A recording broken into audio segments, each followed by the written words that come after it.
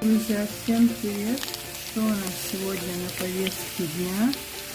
Вкусная жареная картошечка. Еще не солила, пока на большом огне жарю.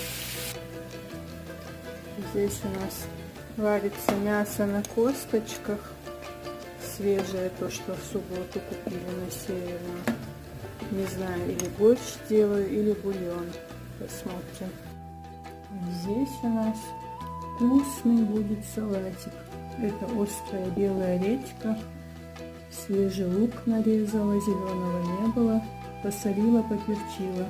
Теперь буду думать, то ли сметану добавить, то ли майонез. Ну, посмотрю, что мама захочет. А картошка у нас получится очень вкусная, потому что здесь у меня растительное масло, топленое домашнее масло, и вчера я жарила мясо.